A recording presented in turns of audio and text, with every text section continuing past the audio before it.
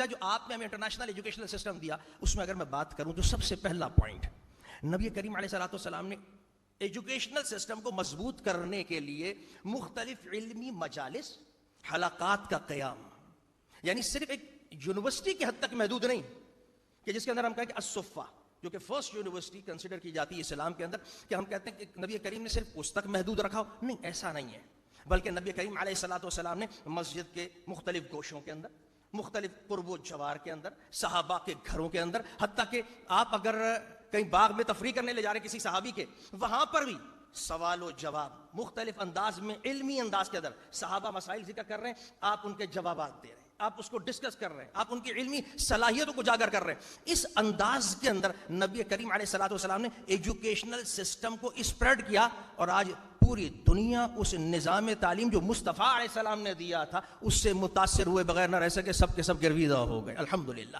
یہ first point, this is very important. Second point, اور الحمدللہ میں یہ سمجھتا ہوں کہ آج کے دور میں جو ہم کانفرنسز کرتے ہیں، جو کنونشنز ہوتے ہیں، علمی سیمینار ہوتے ہیں، یہ اسی کی ہی ایک شکل ہے، جدید شکل ہے، یہ اسی کی ہی ایک جدید شکل ہے۔ اور الحمدللہ اگر میں آج کہوں کہ آج ہم بھی، حکومت پاکستان بھی، ریاست پاکستان بھی اگر یہ طریقہ اپنا رہی ہے، یہ علمی نشستیں جو آپ نے اہل علم حضرات کی گفتگو سنی، باتیں ہوئیں، علمی انداز اپنایا گیا، یہ بھی در حقیقت آج ہم اس کو اپنا رہے ہیں، میٹ کر رہے ہیں، یعنی یہ قابل مبارکباد ہے کہ ہم نے نبی کریم علیہ الصلوۃ والسلام کا دیا ہوا جو ایجوکیشنل سسٹم تھا، اس میں سے ہم اس پوائنٹ کو میٹ کر رہے ہیں، اس اسٹینڈرڈ کو میٹ کر رہے ہیں، اور یہ وہ نظام ہے جو آج دنیا آج اپنا رہی ہے۔ میرا مصطفیٰ 1400 سال پہلے اقوام عالم کو یہ نظام دے گیا، الحمدللہ۔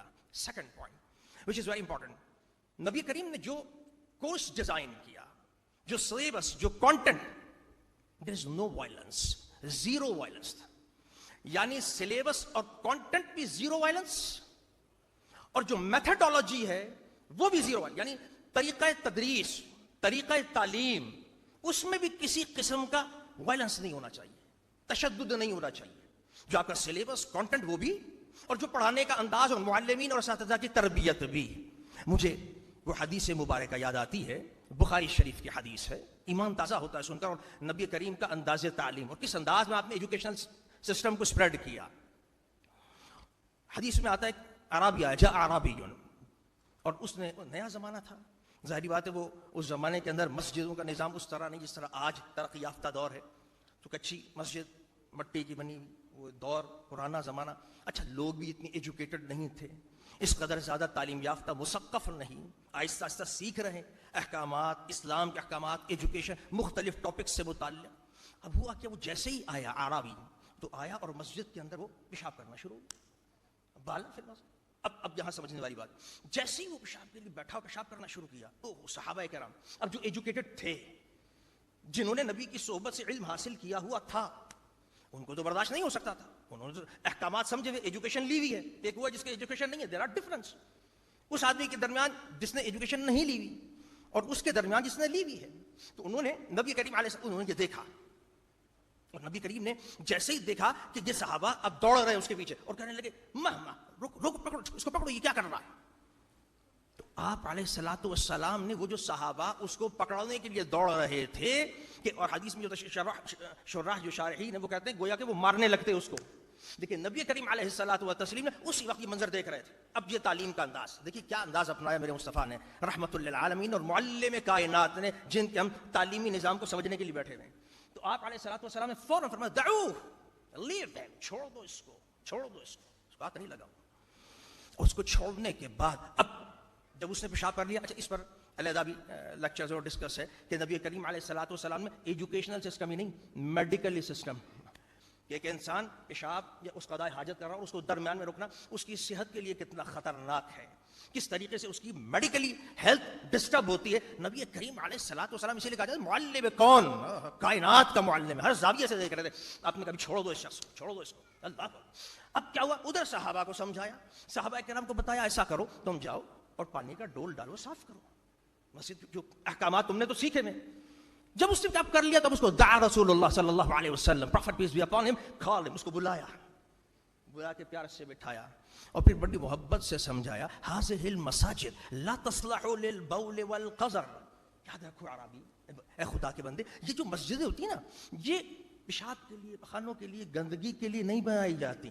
انما لذکر اللہ وللقرآن. یہ جو مساجد بنائی جاتی ہیں یہ تو اس لیے بنائی جاتی ہیں کہ اس میں مالک کا ذکر بھی ہو، اس کو سجدے بھی ہوں اللہ.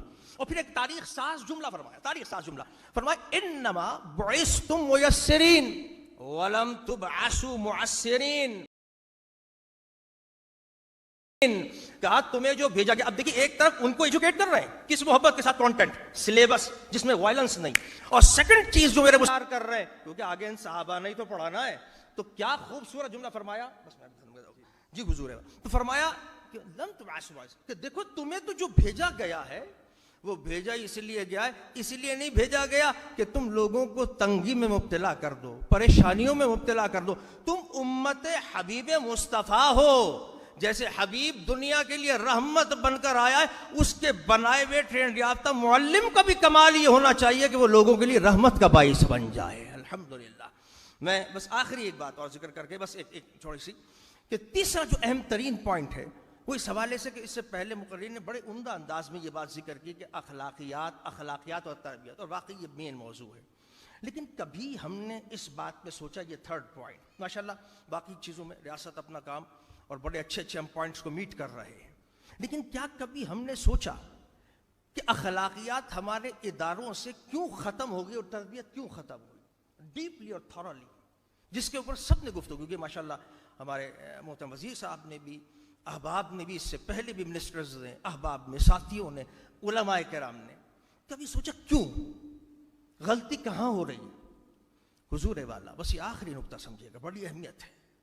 اصل میں ہم سے غلطی یہاں ہو رہی ہے کہ ہم نے ایجوکیشن اور تربیت، مینرز، ایتھکس، اس کو علیحدہ علیحدہ سمجھ لیا، علیحدہ علیحدہ.